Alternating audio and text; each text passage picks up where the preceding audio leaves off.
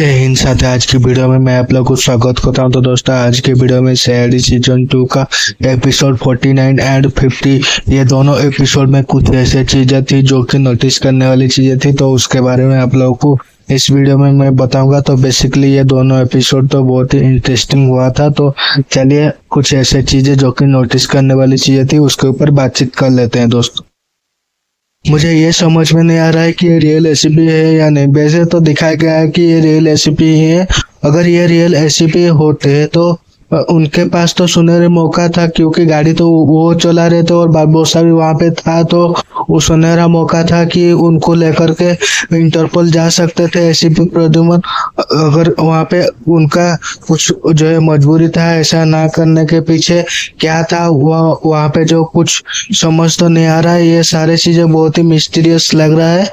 देखते हैं शायद आगे जा करके ये काम ना करने के पीछे क्या रीजन है, आगे दे सकते हैं।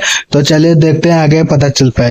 फिर यहाँ पे अभिजीत सर के बारे में दिखाया गया है कि अभिजीत सर सोच रहे होते हैं कि सचिन सर गद्दार है, क्योंकि जब से वो दया सर के साथ मिल करके वो सचिन सर चोरी किए थे और उसी टाइम से जो है वो सीआईडी वालों से छुप छुप करके भाग रहे थे। इस वजह से जो है सचिन सर को अभिजीत सर समझ रहे होते हैं कि वो गद्दार है।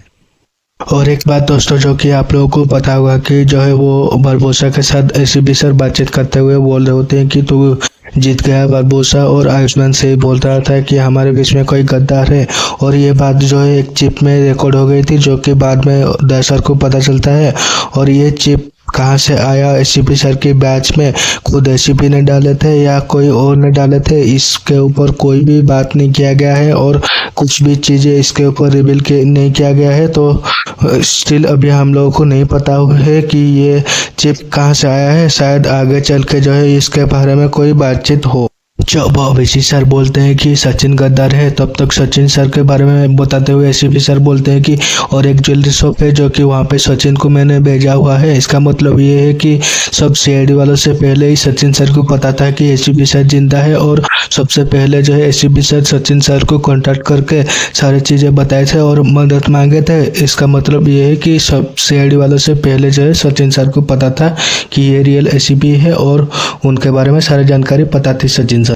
जब एसीपी आयुष्मान जा रहे होते हैं तो एसीपी प्रद्युमन सर उनको थैंक यू बोलते हैं। तो फिर वो बोलते हैं कि सर ये तो सिर्फ एक शिष्य की तरफ से गुरु दक्षिणा थी, अगर आगे तो जरूरत पड़ी फिर भी दूंगा, ऐसा बोलते हैं। इसका मतलब ये है कि वो जो है उनका एंड तो हो रहा है शो में, लेकिन जब आगे अगर ज़रूरत पड़ी तो फिर वो आएंगे। इस करके उनका जो है एक विंडो छोड़ा जा रहा है कि उनको अगर वापस ज़रूरत पड़ी आने का तो फिर वो आ सकते हैं एसीपी आयुष्मान। जो एक डॉक्टर सालुंके का वो गद्दार होने का जो रीजन यहाँ पे दिखाया गया था कि जो कि उनको क्रेडिट नहीं मिल पा रहा था, इसीलिए जो है वो गद्दारी किए। ये रीजन जो है बहुत ही जो है शौक लगा था मेरे को। और ये जो है ऐसा कैसे हो सकता है, क्योंकि जो इंसान 30 साल से यहाँ पे काम कर रहा था और अचानक से ये क्रेडिट ना मिल पाने के वजह से जो है वो गद्दार हो सकता है। ये थोड़ा सा हजम नहीं हो रहा है ये बातों को। और ये ऐसा ये नहीं है कि उनको पहली बार यहाँ पे इल्जाम लगा है, ये तो सीआईडी सीजन 1 पे बहुत बार जो है उनको गद्दार होने का इल्जाम लगा था उनके सर पे, लेकिन लास्ट में जो है वो सही साबित हो जाते थे। तो मुझे लग रहा है कि ये जो है कभी ना कभी जो है वो लौटेंगे, लेकिन कुछ टाइम के लिए जो है उनका ब्रेक लेना होगा। तो इसीलिए जो है उनका कैरेक्टर को उसी तरीके से एंड किया गया है। लेकिन मुझे यकीन है कि कभी ना कभी तो वो सीआईडी सीजन 2 पे वापस आएंगे। ये जो है ब्रेक उनका टेम्पररी है, परमानेंट नहीं। और यहाँ पे दिखाया गया है कि जब डॉक्टर सालुके को एसीपी सर गद्दार बता रहे थे, कोई भी जो सीआईडी मेंबर थे उनके चेहरे में ऐसे जो है वो रिएक्शन नहीं दिख रहे थे जो कि होने चाहिए थे। जो कि हम लोग सोच रहे थे कि डॉक्टर सालुके गद्दार नहीं होंगे। जब उनको गद्दार बताया गया, हम जिस तरीके से शॉक हो गए थे उस तरीके से सीआईडी मेंबर्स के चेहरे पे नहीं दिखाई दे रहा था। ये बहुत ही सस्पिशियस है, क्योंकि उनके साथ जो है वो काफी 30 सालों से काम कर रहे थे। तो ये जो है वो बहुत ही शॉक लगने वाली चीजें मेरे को देखने मिला रहा। और एक बात दोस्तों जो कि नोटिस करने वाली चीज ये है यहाँ पे, क्योंकि अगर डॉक्टर सालुका को गद्दार बताया गया है, अगर वो गद्दार तो होते तो अगर असली वाले ये प्रद्युम्न है तो उनको इनका डीएनए टेस्ट उन्होंने सही सही कैसे कर लिया, क्योंकि वो तो नहीं चाहेंगे ना कि असली वाले ऐसे प्रद्युम्न वापस आए और बारबोसा के लिए कुछ प्रॉब्लम खड़ी हो। वो तो फिर ये नहीं चाहेंगे ना, क्योंकि एसीपी का जो फिंगरप्रिंट वगैरह तो मैच हुआ नहीं है, सिर्फ ये डीएनए टेस्ट से ही ये साबित हुआ है कि ये एसीपी प्रद्युम्न जो है असली है।